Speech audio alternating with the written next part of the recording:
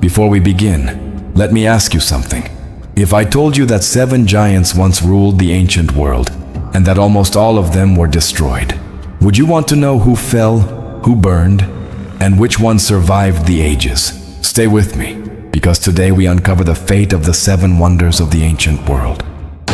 This is The Immortals, where legends never die. Subscribe and take your place in the ranks of legends. Across ancient history, some wonders spark awe, and others spark questions. Before we uncover how these giants fell, we have to confront the myths that surround them. So let's begin with a wonder shrouded in uncertainty, one whose story blurs the line between reality and legend. The Hanging Gardens of Babylon, the wonder that might never have existed. Let's begin with the most elusive wonder of them all, the one that has haunted historians for centuries. Ancient writers described the Hanging Gardens as an impossible paradise rising above the desert. Terraced platforms overflowing with palms, cedars, figs, and flowers from distant lands. They said water flowed from the top down like a shimmering waterfall, fed by an ingenious irrigation system that defied the brutal heat of Mesopotamia. A living mountain built by human hands, a feat so advanced it seemed almost mythical. But here's the real mystery. Babylon, one of the greatest cities ever built, has revealed no trace of them. Not a wall, not a terrace, not a single stone. And that's strange because Babylon's ruins preserve palaces, temples, ceremonial gates. Even the foundations of the great ziggurat some believe inspired the story of the Tower of Babel. Yet the gardens, supposedly one of the city's grandest achievements, leave nothing behind. No inscription, no tablet, no royal boast from a king who would have proudly claimed it. And that's puzzling, because ancient authors like Berossus and Diodorus Siculus say they were built by King Nebuchadnezzar II around 600 BCE, supposedly as a gift to his wife Amytis of Media, who missed the green mountains of her homeland. According to the legend, he created the gardens to ease her homesickness, an act of royal devotion on a monumental scale. But Babylon's archaeological silence makes this tale suspicious. So what happened? Some historians believe earthquakes destroyed the structure, collapsing its terraces and burying it beneath the shifting layers of the city. Others argue it may have been dismantled during Persian or Seleucid occupations, its stones repurposed as Babylon changed hands again and again. But the most provocative theory? The gardens might not have been in Babylon at all. A growing number of scholars connect the descriptions to Nineveh, capital of the Assyrian Empire, where King Sennacherib, a century earlier, around 700 BCE, built advanced aqueducts, water-lifting machines, and terraced gardens that match ancient accounts far more closely than anything attributed to Nebuchadnezzar. Sennacherib even boasted in his inscriptions of creating a wonder for all peoples.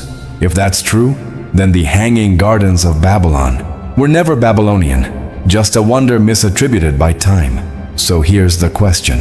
A wonder that inspired poets for 2,000 years. Was it a masterpiece lost to time? A case of mistaken identity?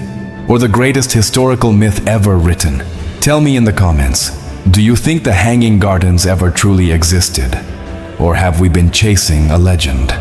The Temple of Artemis, the masterpiece burned by human vanity. Prepare yourself, because this story doesn't just shock you, it infuriates you. The Temple of Artemis at Ephesus wasn't just a building. It was the masterpiece of the ancient Greek world, a sanctuary so enormous and so perfect that even ancient travelers, the same ones who saw the pyramids, called it the most beautiful structure ever built. Its construction began around 550 BCE, funded by King Croesus of Lydia, the wealthiest ruler of his age. He rebuilt an earlier shrine and transformed it into a colossal monument of white marble, dedicated to Artemis, the protector of Ephesus. For the people, she wasn't just a goddess. She was their identity. The temple stood on a vast platform with more than 100 towering columns, each carved with intricate reliefs. Some stood over 18 meters tall, so impressive that sculptors signed their names on the bases, something rare in the ancient world. Many believed the very proportions of the building reflected sacred geometry tied to Artemis herself. And then came the man who destroyed it all. His name was Herostratus, a nobody desperate for fame. On the night of July 21st, 356 BCE, he slipped inside the temple and set it on fire, watching the marble beams crack and collapse. His motive? One sentence: he wanted his name to be remembered. The Ephesians were so enraged they banned his name under penalty of death. They even created a law specifically to prevent others from seeking notoriety through destruction. But historians recorded it anyway, turning his crime into one of the earliest cases of fame through infamy. Yet the people refused to let the wonder die. They rebuilt the temple, bigger and even more magnificent.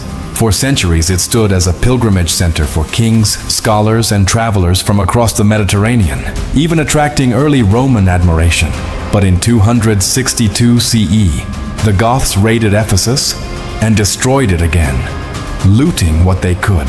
Later, earthquakes shattered what remained, and Christian zealots dismantled the surviving stones. By the Middle Ages, the wonder had vanished. Today, only a single lonely column rises from the marshes, a ghost of a glory the world once admired. So tell me, is Herostratus remembered because he succeeded, or because humanity allowed greatness to disappear? Should his name survive, or be erased forever? The statue of Zeus at Olympia, the god who died in fire. Close your eyes for a moment. Imagine stepping into a silent temple lit only by flickering torches, and seeing Zeus, king of the gods, seated on a golden throne, nearly 13 meters tall, so lifelike ancient visitors swore he breathed. Now imagine that same figure, swallowed by fire. The statue of Zeus was crafted around 435 BC by Phidias, the greatest sculptor of ancient Greece. He built it to honor Zeus as guardian of the Olympic Games, and to elevate Olympia as the spiritual center of the Greek world. Using the stunning chryselephantine technique, a blend of ivory and gold over a wooden frame, Phidias created a masterpiece so powerful that some believed simply looking at it brought a taste of divinity. But its destiny was tragic. Did you know the statue was so huge that if Zeus stood up, his head would punch through the temple's ceiling? That's how intentionally overwhelming it was. The temple itself struggled against time. Earthquakes cracked its foundations, and the swampy ground made humidity a constant enemy. When the Roman Empire absorbed Greece, Olympia lost prestige, and the once sacred temple entered slow decay. To preserve the statue, Roman officials ordered it relocated to Constantinople, the rising capital of the Eastern Roman Empire, sometime in the 4th century AD. Imagine teams of engineers dismantling sacred walls, guiding the massive figure through ports, and loading it onto ships as crowds watched the god of Olympia vanish over the horizon. But the fires came. The first devastating blaze struck in Constantinople, consuming the palace that housed the statue. The Lausos collection. Ancient sources describe an inferno around 475 AD that devoured priceless relics from across the empire. Some reports even hint that the statue suffered earlier fire damage during transport, meaning Zeus may have been wounded twice before disappearing entirely. Each burn erased a piece of the wonder until nothing remained but memory, rumor, and awe. One of the 7 wonders of the ancient world, gone in a single night. Not conquered, not dismantled, simply extinguished by flame, as if Zeus himself dissolved into the smoke of history. If you could witness only one ancient wonder in person, would it be Zeus or another one? Tell me in the comments. The Mausoleum at Halicarnassus, a tomb that defied time, but not the earth. Some monuments are so extraordinary, they rename history itself. This is one of them. Imagine a tomb so majestic, so impossibly elaborate, that every monumental burial built afterward, no matter the culture, no matter the century, was named after it. Mausoleums exist because of one man and one building. The Mausoleum of Halicarnassus, final resting place of Mausolus, ruler of Caria. The story begins around 353 BC, when Mausolus died, and his sister wife, Artemisia II, vowed to create a tomb unlike anything the ancient world had ever seen. She summoned the greatest architects and sculptors of the Greek world: Satyros, Pythios, Scopas, Bryaxis, Leocharis, and Timotheus, a dream team whose works defined classical art. Their goal: turn Mausoleum into a legend. They designed a structure that fused cultures: a massive Ionic colonnade, a soaring pyramid roof, and a colossal marble chariot at the top with Mausoleum commanding the reins. It rose over 45 meters, gleaming in the sun above Halicarnassus, like a mountain of carved ivory. Ancient travelers said the craftsmanship was so delicate, the sculptures seemed ready to step out of the stone. Did you know Artemisia drank her husband's ashes mixed with wine to keep him alive within her? Yes, this wonder began with a love story as dramatic as its design. For centuries, the mausoleum stood undefeated. It survived invasions, fires, and even the decay that toppled lesser wonders.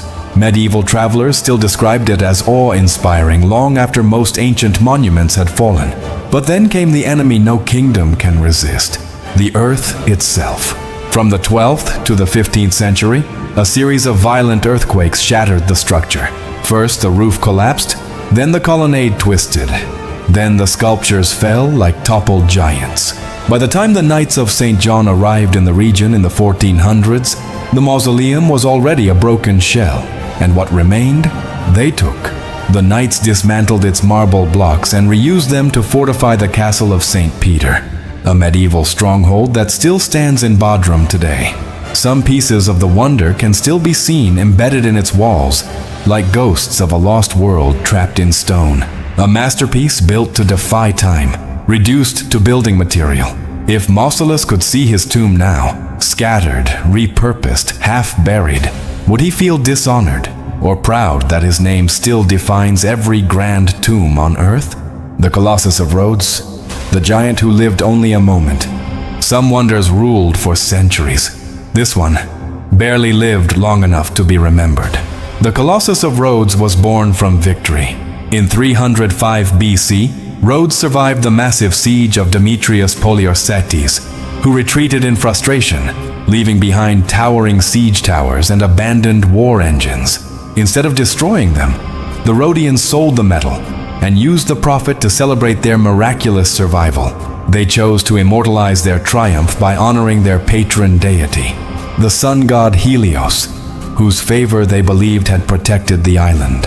They commissioned Chares of Lindos, a student of the famed sculptor Lysippos, and construction began around 292 BC. Over 12 years, Chares designed an iron and stone skeleton clad in hammered bronze plates.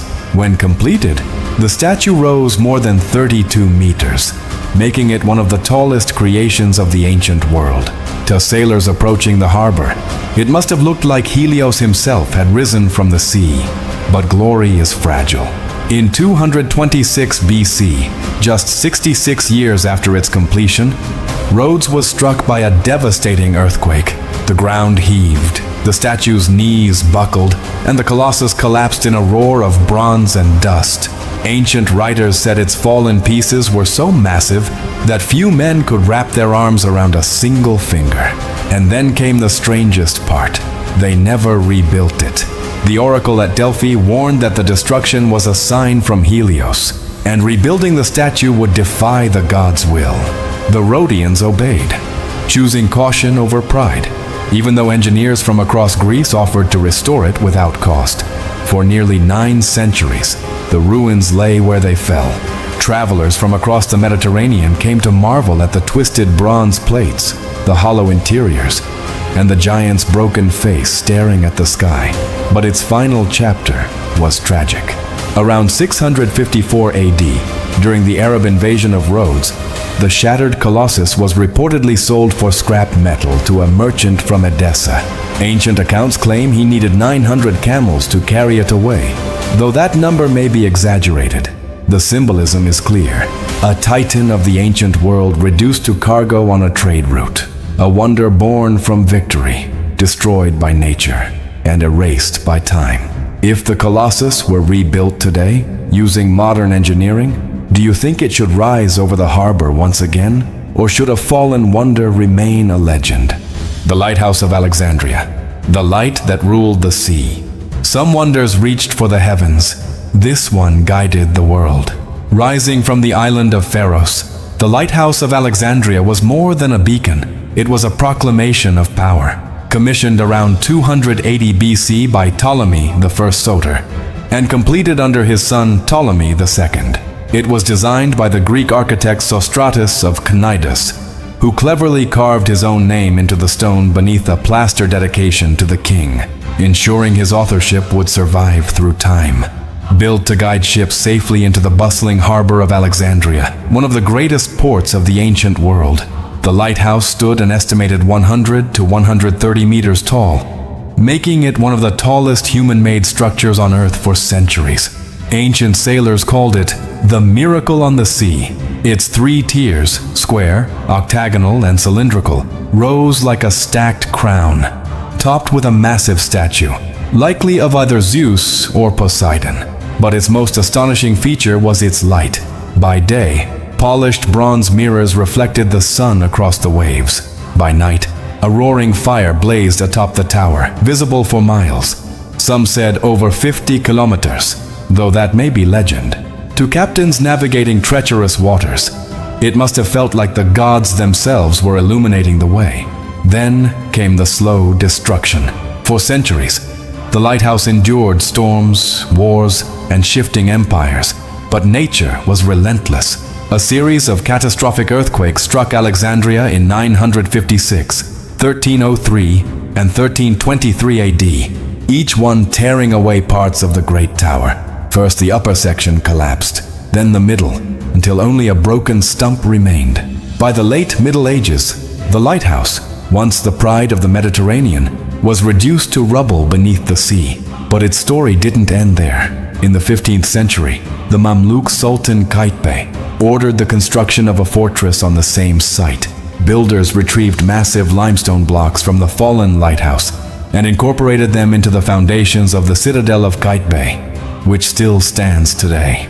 Imagine it, one of the greatest wonders of the ancient world reincarnated as a medieval fortress. From a beacon of the seas, to silent underwater ruins, to the bones of a new stronghold.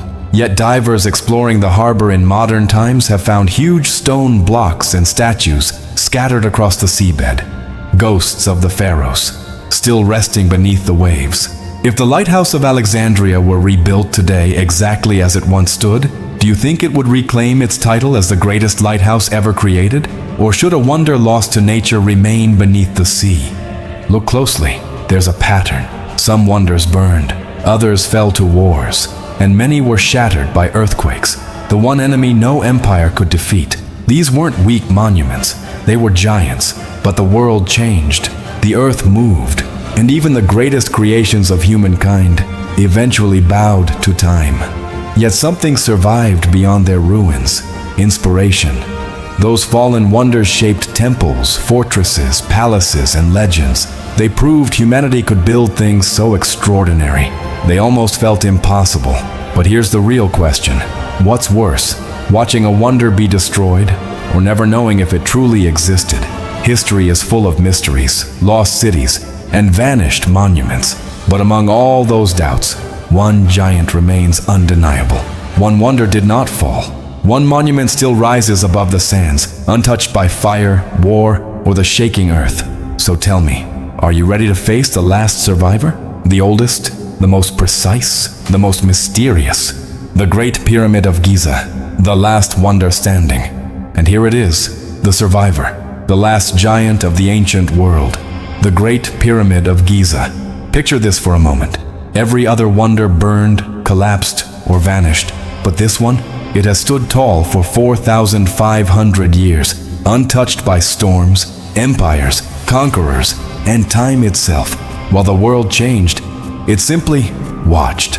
It is attributed to Pharaoh Khufu, king of Egypt's 4th dynasty. Construction date: around 2580 BCE. Official purpose: a royal tomb that would secure Khufu's immortality in the afterlife. But ask yourself, does this look like a normal tomb? What tomb needs 2.3 million stone blocks, some weighing 70 tons? What tomb is built with such precision that its base deviates by less than half a meter across 230 meters?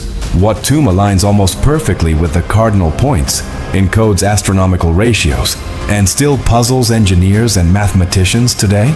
And consider this, laborers didn't use slaves. They were skilled workers organized in rotating crews, eating well, cared for, leaving evidence of villages built just to sustain them. This was not just construction.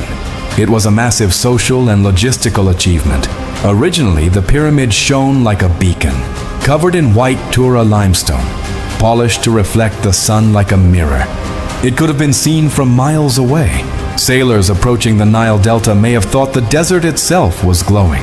Its interior chambers, the King's Chamber, the Grand Gallery, and hidden voids discovered by modern scans reveal a complexity far beyond a simple burial. So here's the question. Did it survive because it was flawless, or because it holds a secret still beyond our understanding? Every excavation, every scan, every new theory only deepens the mystery. While the other wonders succumbed to fire, war, and earthquakes, the Great Pyramid endured, a colossal testament to human vision, engineering, and ambition. Older than most civilizations, yet still standing as the ultimate proof that humanity can create something that defies time itself. When everything else falls, one truth remains carved in stone. History, when it chooses to, never dies. What do you think Khufu intended beyond a tomb? A cosmic map? A message for the ages? Or a secret we have yet to decode? And that's the story of the ancient wonders, and the one that has endured through time. If you enjoyed this journey through history, give this video a like, leave your thoughts in the comments, and don't miss our next adventure. Top 10 Mythological Warriors in History, now available on the channel. Stay curious. The past is full of giants waiting to be discovered.